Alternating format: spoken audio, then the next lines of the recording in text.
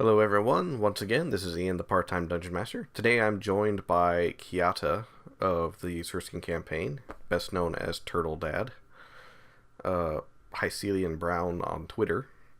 Uh, mind introducing yourself a bit, as well as maybe some of your hobbies or things that you do? Um,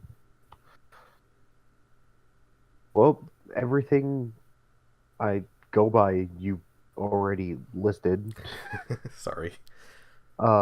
And as far as hobbies, D&D and Yu-Gi-Oh, but only one of those is what we're here to talk about today. Hold on. Yu-Gi-Oh is still a thing? I still play it, and a few of my friends do too. Okay, so the small short story per card is still a thing. Gotcha. Yeah. I remember Yu-Gi-Oh when I was in middle school, and I had a choice between it and Magic the Gathering, and I went with Magic the Gathering. Oh, okay.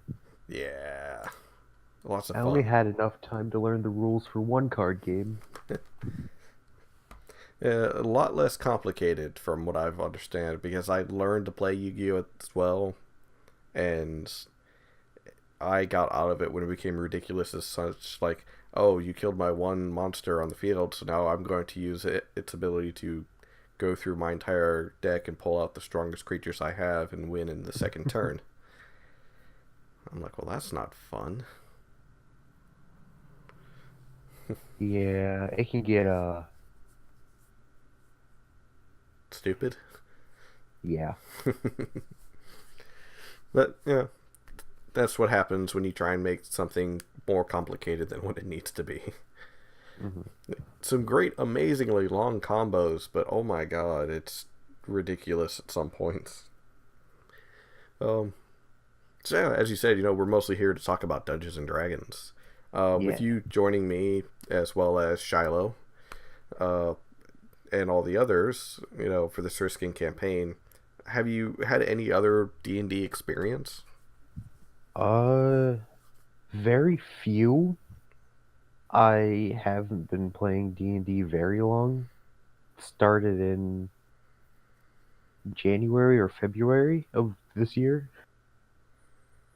Mm. Uh, and the first campaign I was ever in was actually one of Shiloh's campaigns, which is still going on right now.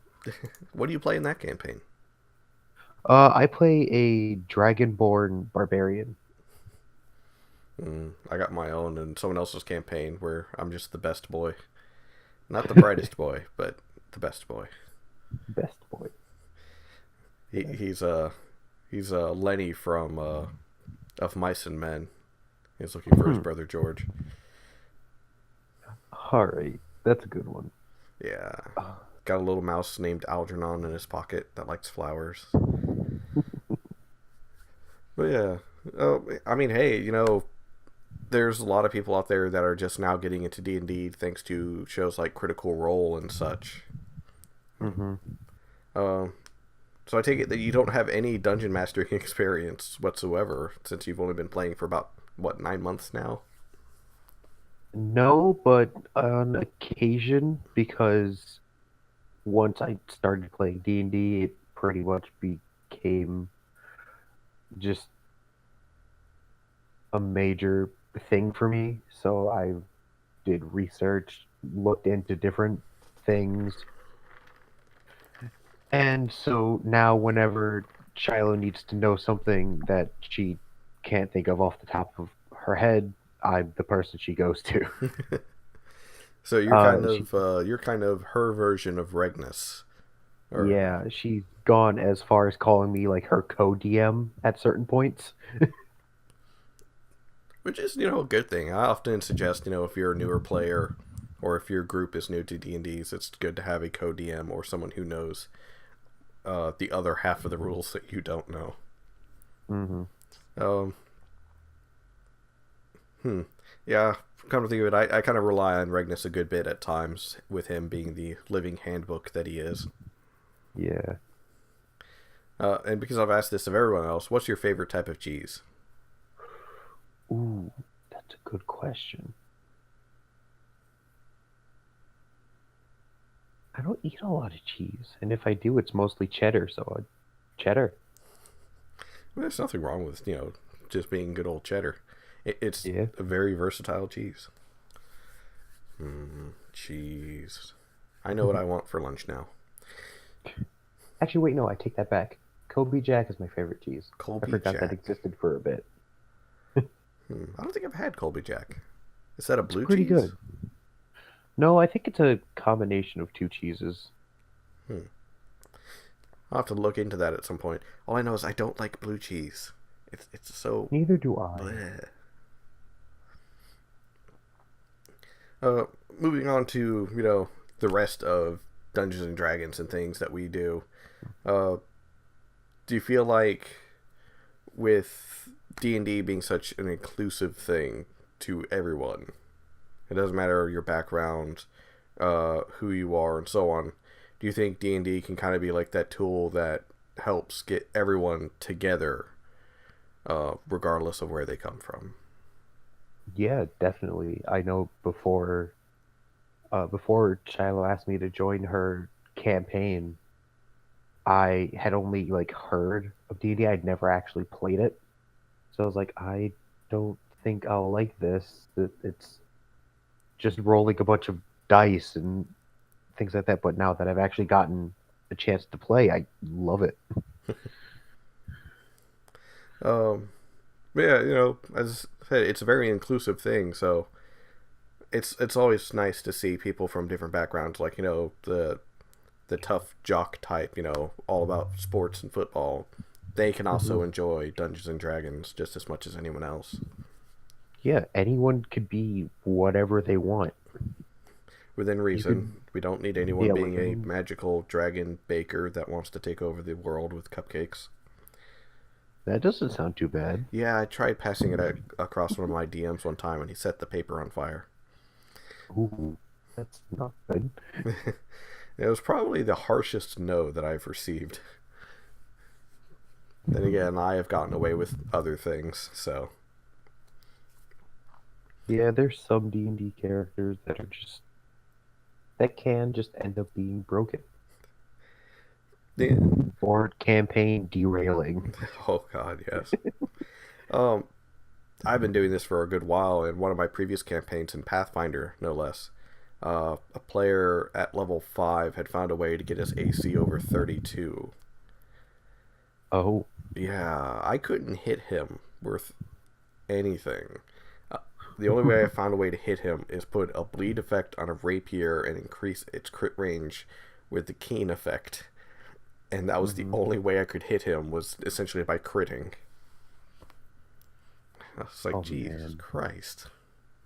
I have a feeling, recently I started a new campaign, or I didn't start it, I'm a part of it. And I made I made a Warforged cleric. And at level 1 he had 19 armor class, and it could only go higher. Nice. Cause let's see, he had shield, he had an actual shield. And yeah, his AC is just gonna get out of control eventually. I mean, I feel like 5th edition has simplified and eased things enough to where we don't have to, as DMs, we don't have to worry about it as much, as far as this person has a redonkulous AC to where there's no way I'm hitting them. Yeah. So, but at the same time, things are a lot more streamlined and easier with 5th edition. Speaking of our own campaign, by the way, why does Kyatta travel? Is it just purely because trying to be a guide to Tulip? Um, Mainly, but it's more because he doesn't really have anywhere to go anymore after getting kicked out of his monastery. So he's just kind of been traveling with Tulip. Just seemed like the right thing to do. Mm-hmm. He wasn't just gonna leave her there. Oh, she's 16 now. She can go out and see the world for herself. Yeah, but then Kyatta wouldn't have anything to do. He'd just be a wandering turtle dad without an actual kid to look over. Just finds like a random animal on the side of the road. It's like, well, someone has empty nest syndrome. You are my kid now. It's like a raccoon or something. I'm dreading that in real life. My parents, when our dogs die, I dread the fact that my mom's probably going to go out and find some stray or something and bring it home. No. I'm like, oh my god.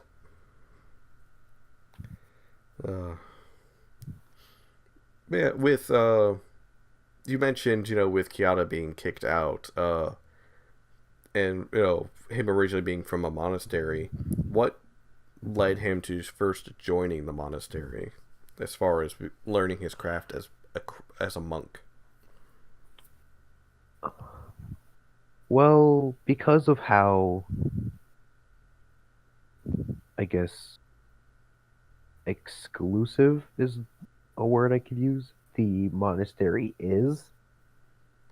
I haven't really, and I know this is bad, but I haven't really made up or like come up with an actual like tangible backstory for Kyatta other than the fact that he's Tulip's guide.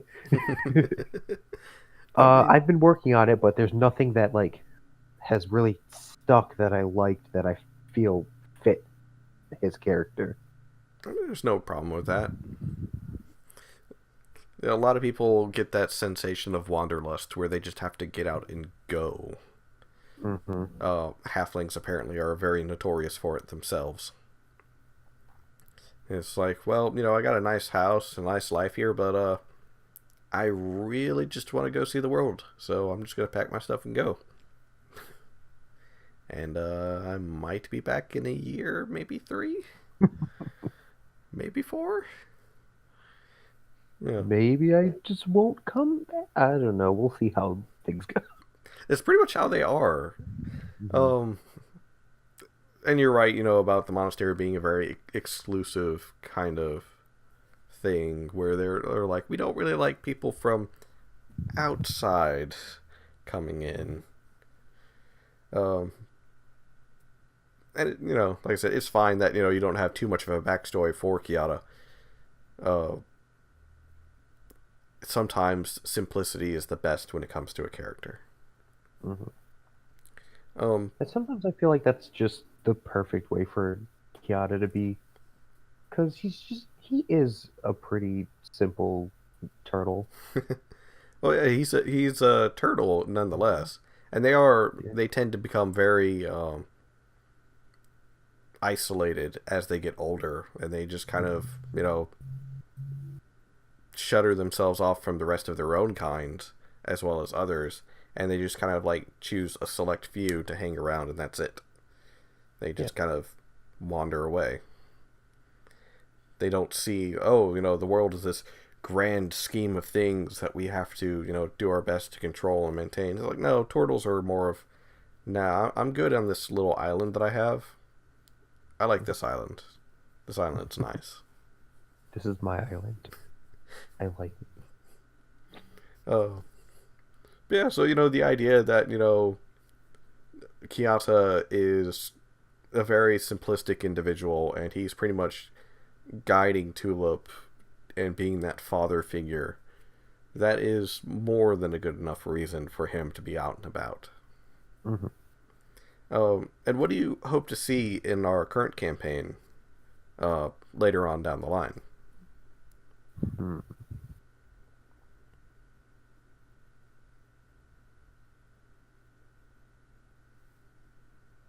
As far as what I would like to see, I want to see Francis again. You want to see Francis again? He might be bigger next time. That'd be even better. Me and a friend of mine were actually talking about Francis and everything, and he goes, aren't adamantoids supposed to get the size of mountains? I'm like, yeah. He's like, and you have a couple of elven kingdoms nearby. I'm like, yeah, Talyan and Valencia. It's like, do they like look over that way every now and then and be like, huh, is that mountain getting bigger? Is that mountain moving? Once Francis gets to like a large enough size and age, he doesn't really need to move anymore. He just kind of like burrows himself and just has the mountain on his back sticking out. If he ever needs anything, he like gets up, gets it, and then just sits right back down where he was. That's the way to be, man. I mean, he's a giant turtle. What else is he gonna do? Take over the world? No. He's practically the world itself. A new world formed on the back of Francis. I think that's how Discworld came about. Because that's a giant turtle floating in space with elephants on its back, and they're holding up the disc that is the world itself. Good old Terry Pratchett. Very weird books. Very funny, but very weird. I think that's where those flat earthers get their idea of what the world is actually supposed to be like from. If that's the case, I fully support the world being held by elephants and turtles. That would be kind of terrifying to me, to be honest. It's like, what happens if the elephant or the turtle dies? What happens to us? The world tilts at like a 45-degree angle, and we all just slide off into the abyss. Yeah, that's terrifying. Unless like the turtle dies, because then the elephants will just be holding the disc in space. Yeah. But like if one of the elephants dies, yeah, we're sliding off. No, that's terrifying. Just the whole world just suddenly tilting and we're all going careening off of it. Is there something you think that your character or you as a player would know about the current campaign or the world? As far as the like campaign itself, not really. The world?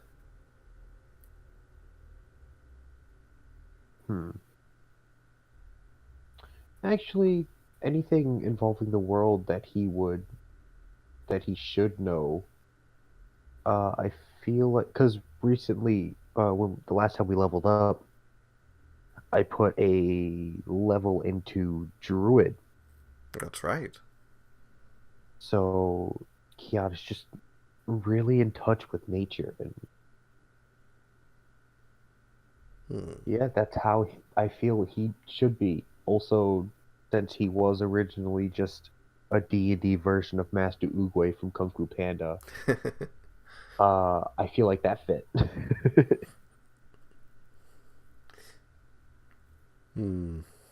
Master Oogway. That was my whole reason for originally making Kyatta, was because I saw that there was a turtle race, and I was like, I'm gonna make Master Oogway and no one can stop me. Why would they stop you? I don't know. That's another thing I love about this game, is just if you think of a character or just something that sounds fun, there's probably a way to do it without going, too much into homebrew things and stuff. I mean, you're not wrong. Now that I think about it, I have made some rather absurd characters in my past. Let's see. I know Regnus is having, or has a text session that I'm a part of. And in that, I get to play a Tiefling Bard named Cecil. And he only uses like wind instruments, but they all sound like a saxophone. Kind of Like, going no matter for which that, one he plays. bluesy feel. Yeah. He was an NPC in uh a game that I played just for. He was only there for a dragon fight, and then he was gone. I mean, to be fair, there was one NPC long ago. I think it was first edition that this campaign was in.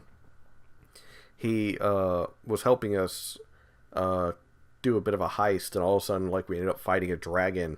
And after we killed the dragon, he like threw down his weapons and started yelling at us like, I came here to rob this place, not to fight a fucking dragon. Screw you guys. I'm going home. And that was the last we saw of him. Fair enough, though. I mean, it was just an ancient red dragon. Still, fair enough. If you came to steal something and had to fight a dragon, I'd be pretty upset too.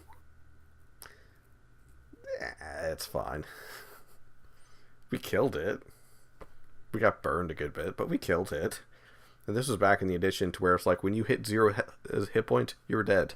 There's no death saving throws, no negative hit points. No. 0 hit points, dead. And if you want to be resurrected, you lose a level.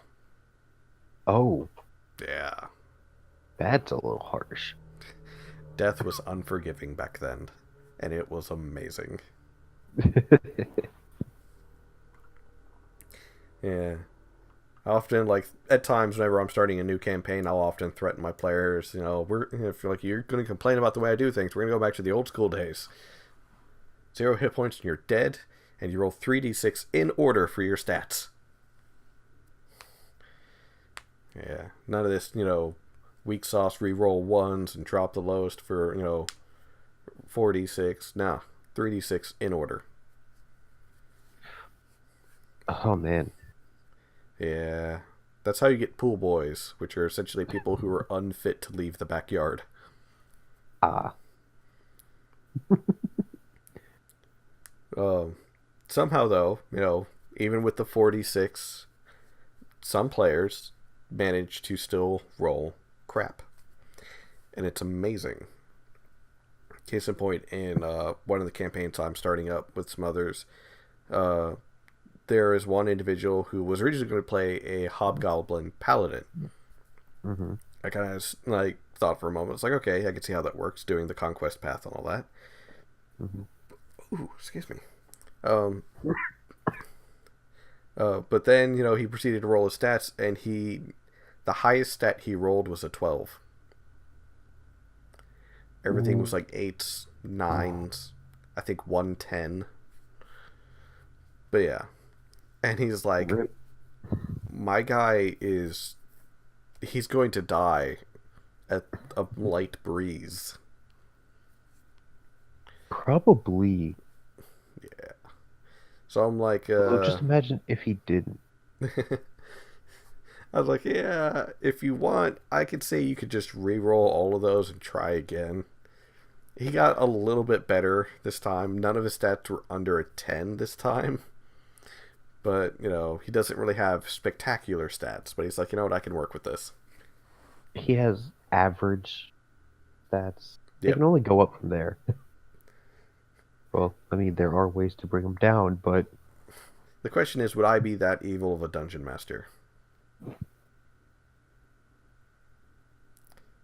And if you're thinking yes, you are correct.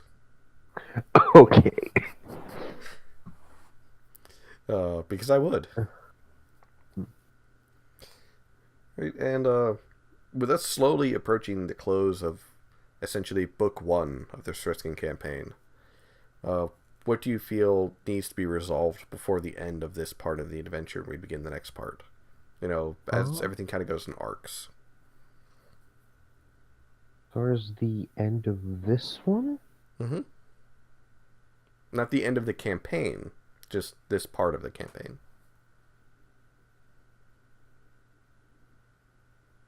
Part of me wants to go back and visit the Lady of the Forest before we continue with anything, just to check on things. See how stuff is going. I mean, that's what, another week and a half away, though? Yeah, that's why I said I'm not like we need to do this before. It's just it's just a thing I imagine Kyatta would do. Try and get more in touch with nature and everything. Mm-hmm. Yeah. I can only imagine if he ever meets Harun how he would feel, considering that's a giant deer. Harun, of course, being the god of nature himself, or itself, no one really knows, except for the Lady of the Forest. Because she is Harun's herald. Yeah. But, just about 8 or 9 feet tall at the shoulders, giant deer. With a kind of an animal skull for a face and tree branches for horns. Surprisingly, I don't think Kyatta would be shocked. I think he would just probably be pleasantly surprised.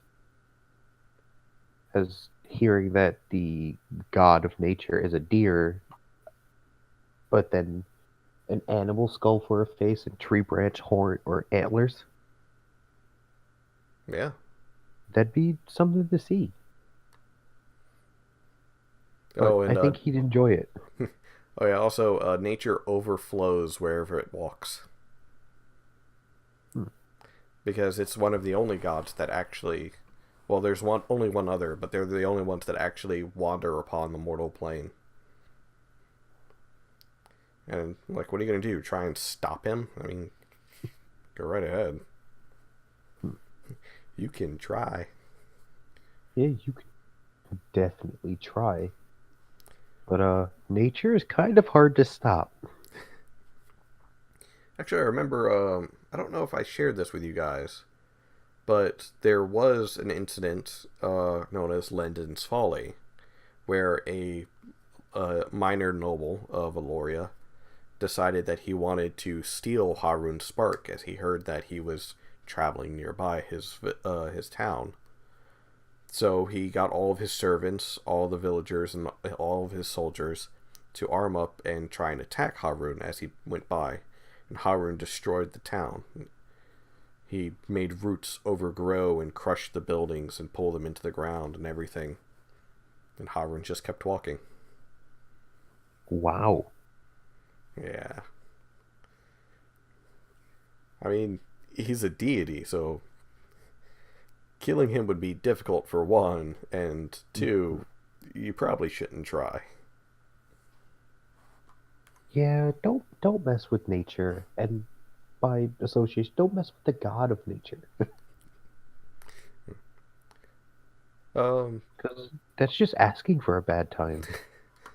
That's asking for a bad harvest and everything. Yeah. So that actually ends all the questions that I had. Do you have any for myself? Well, my question was, what's your favorite race to play? Honestly, I kind of like half-elves, because that's what I originally started as when I first started playing Dungeons & Dragons. My DM had homebrewed half-elves into OD&D for me to play a rogue and everything. And I just kind of stuck with them, I guess. When they... I don't know, for something about them has always, appealed to me. Mm-hmm. So, half-elves have always been my favorite, but I guess my second favorite would also be tieflings. Yeah, tieflings are definitely fun. I feel like whatever your first character is has like a major influence on like favorite race to play, but sometimes there's just that one race that you eventually play and you're like, I love it. I mean, I've enjoyed playing almost every race that I've used. Mm-hmm. with the exception of gnomes. I just don't really like gnomes. Uh, um, I like being a screaming, angry drunk, aka a dwarf. that is always fun.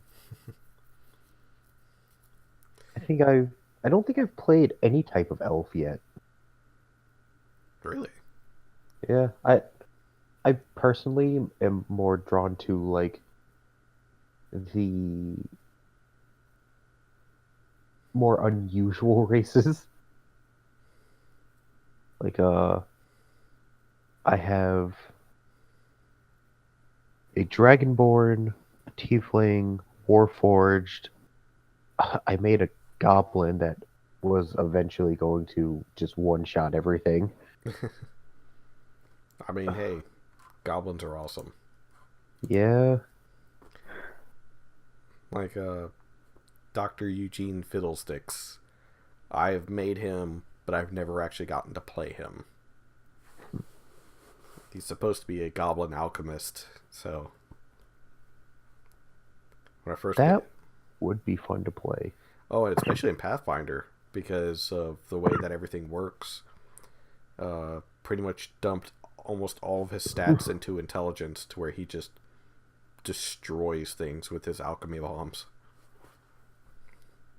That's amazing. Yeah. And then what else? Let me think. Yeah, I made him for Pathfinder. I used him as an NPC a couple of times, but I've never used him as a playable character, and I hate that. You you should. He sounds like he'd be really fun to play. I mean, especially now that he's a grumpy old man. Mhm. And actually, speaking of alchemists, I was a part of another tech session that didn't go very far, but I had fun playing my alchemist. His name was Simon, and he was an insomniac. I don't need sleep. Uh, I've got a potion that helps me get over sleep. Ah. that honestly, yeah, every night he would brew a potion that gave him the benefits of a long rest. Because he had like horrible, horrible night terrors. That So yeah, sounds eventually awesome. he found a way that he didn't have to sleep, so he could like spend the night doing anything he really wanted, such as brewing potions and things like that. Uh, I, was it 5th edition alchemist or the artificer class or one of the other No, it editions? was a homebrew alchemist class, Okay. and took, I think it had some of the properties of the Pathfinder alchemist. Hmm. Yeah, it was fun.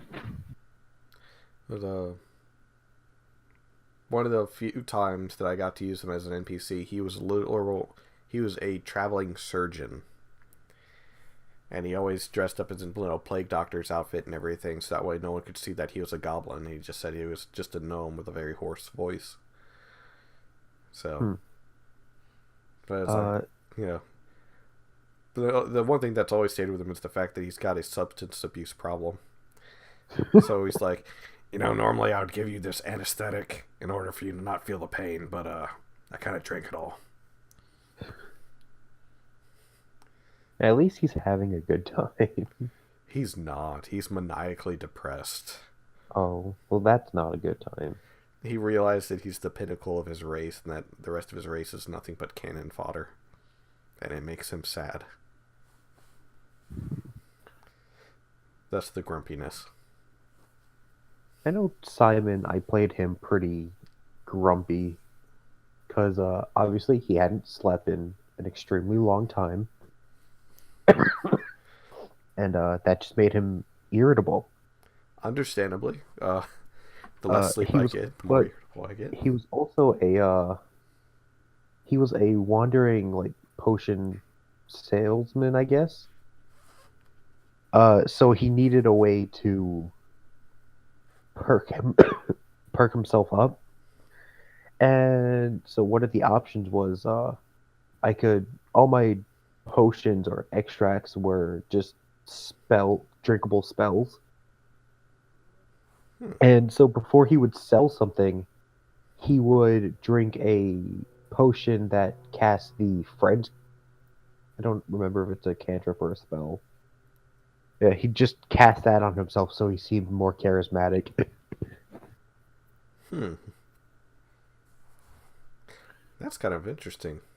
hmm So he went from really irritable to at one point he traded a really nice healing potion for just a flower from a lady, and then he immediately returned the flower to the lady and walked off. So yeah, Probably later kicked himself, like, damn it, why did I do that? yeah, slightly. Yeah, he's a completely different person after he drinks that extract. I just had a wizard that would set up a mending booth. He was like, charge small amount of money to mend items for you.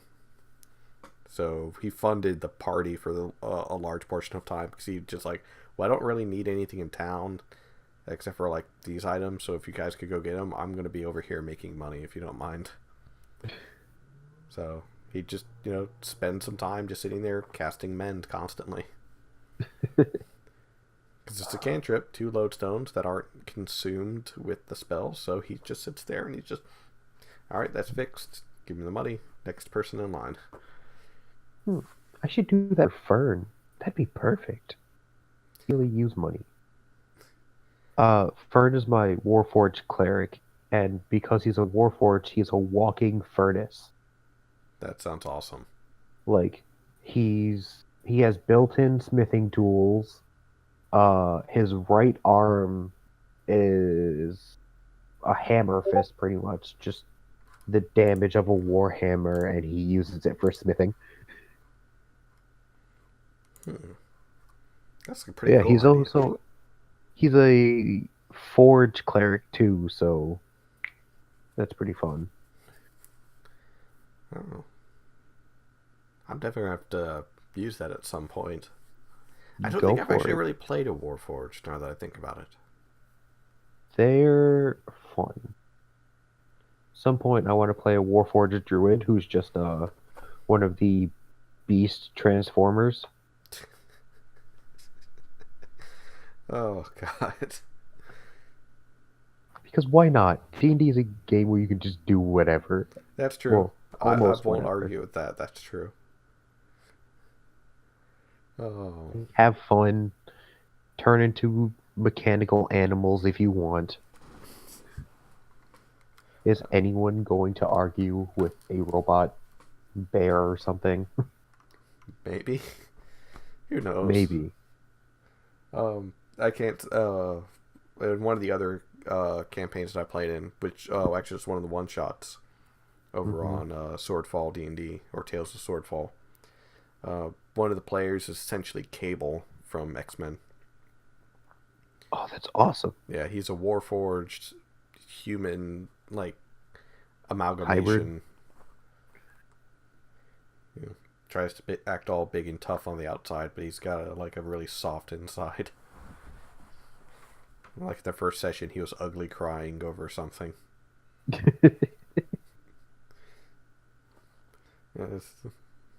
That's the same one that I'm playing, Lenny. Great. Not the best, not the brightest boy, but the best boy. hmm Who will sit there and dragon explain the difference between crocodiles and alligators. Oh, that's always a fun topic too. Yeah, it was funny because like after a while, the bard was like, "Did Lenny think that I'm stupid?" And I was like, "Yeah, he kind of did for a moment because it's like you don't know the difference between crocodiles and alligators." Uh, That would be really fun. I plan on doing some one shots in the Seriscan world at some point in the future. Getting other players from elsewhere and possibly, people from our own campaign, just so you can like, kind of like sit around and play something different than what you've been playing. That would be fun. That'd be a lot of fun. Maybe do a job for Dr. Fiddlesticks. It's like, I need you to go do this for me. Why? Because if you don't, I'm going to set you on fire. That's why. Just go do it. Oh, maybe I could finally play Matchstick. That'd be great. Is Matchstick your goblin? Yeah. He's pretty much a goblin arsonist. Oh. Because, he was a character that I had to start at level 2. So I decided to go 2 levels to start out with, 2 levels in Lore Mastery Wizard.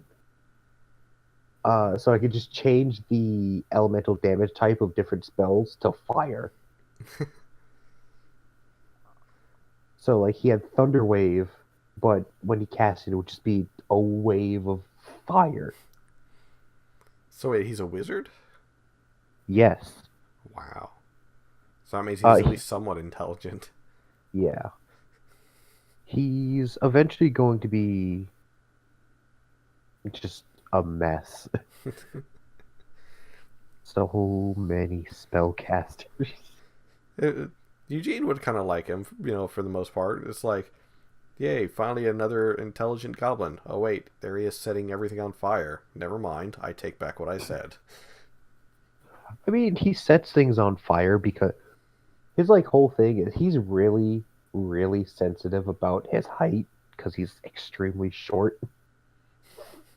He's a goblin. He's like, yeah, but he's like short for a goblin. Oh. So his entire thing is like, well, nothing's too big or too small to be set on fire. Fire is the greatest equalizer in the world. I mean, he's not wrong. He's not wrong. Like, all his problems will be solved with fire.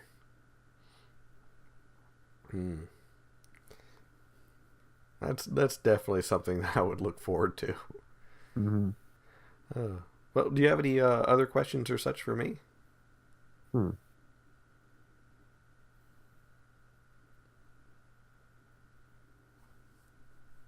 I guess to go along with the favorite race, favorite class, and then I'm out of questions.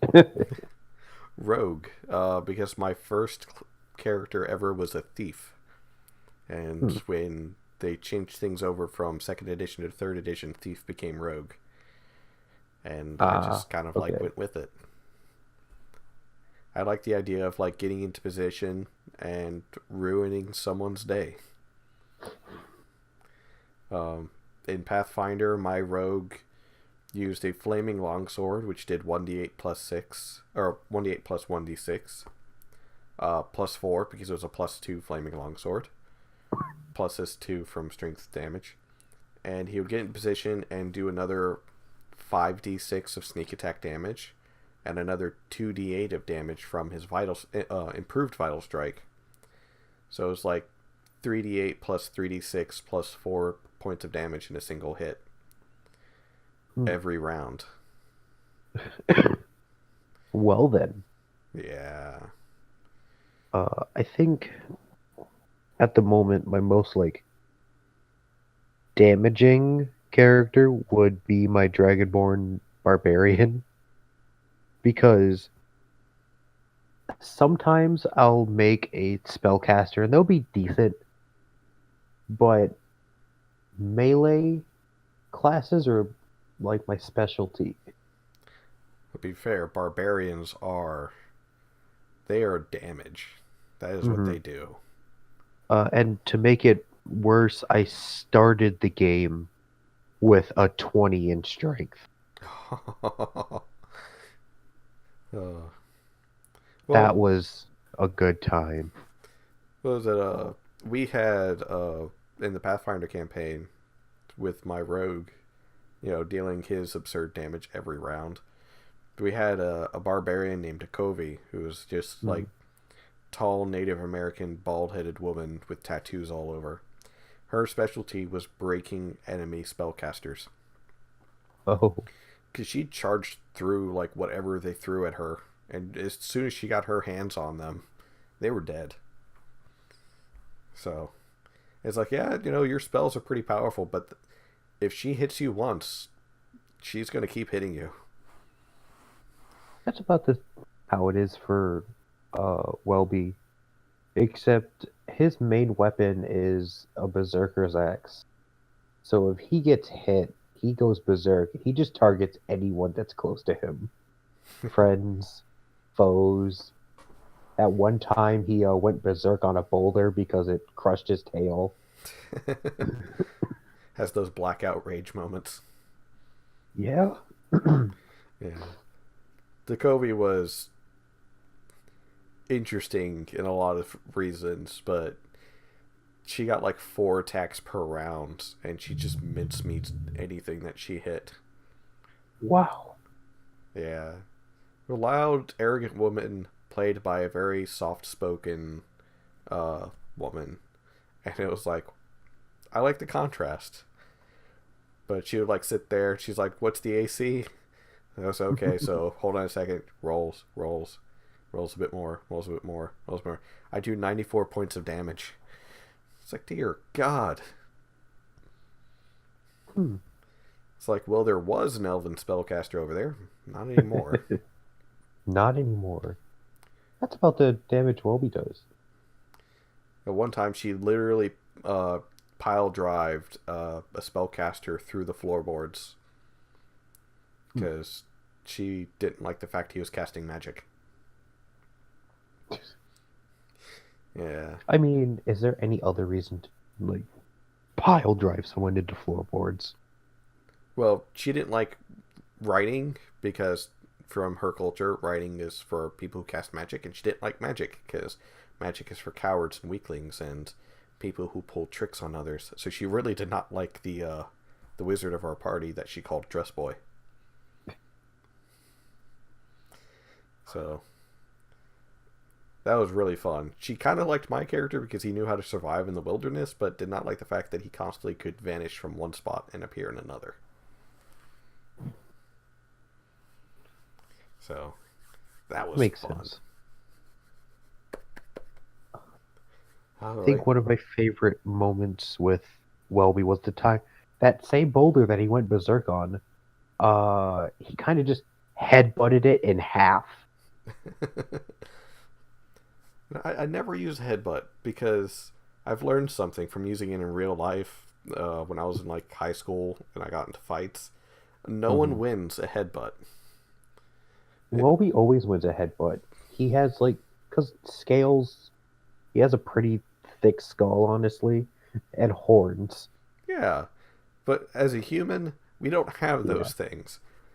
No You're one wins right. a Headbutt. It hurts both of us. It's like, yeah, I got a... Oh, God, my head. I gave myself a headache. Oh. See? No one. We're done with the interview. It's not so bad. Yeah, it's how this ended up being the same way I feel about roller coasters. I'm really nervous up until the point when I'm actually on one and locked in. Then I'm just fine because I know there's no getting out and I just enjoy the ride. That's kind of a morbid way of putting things. I mean, it helps. At least for me. I always tell myself once I get up there, there's no turning back. I've waded through this line. I'm not going to turn back now. That's a very interesting way of putting it, I guess. But at the same time, once again, morbid. It helps. It helps me personally. Never said this was a tip for everyone listening. Well, thank you again, Hycelian Brown, aka Kyatta, for joining us for this interview and telling us a bit about yourself and your passion with Dungeons and Dragons. Yeah, it was fun. it actually had a lot more fun than I thought it was going to be a nervous wreck this entire time. See, you learn everything. You learn something new every day. Yeah. Well, hopefully, with our new player joining us soon, I'll have other reasons to make everyone nervous and panic instead of just these interviews. I'm really excited to meet the new player. You kind of already have, but I'll leave that at that. Anyways, everyone who's been listening, thank you for joining us. We'll catch you next time. Bye.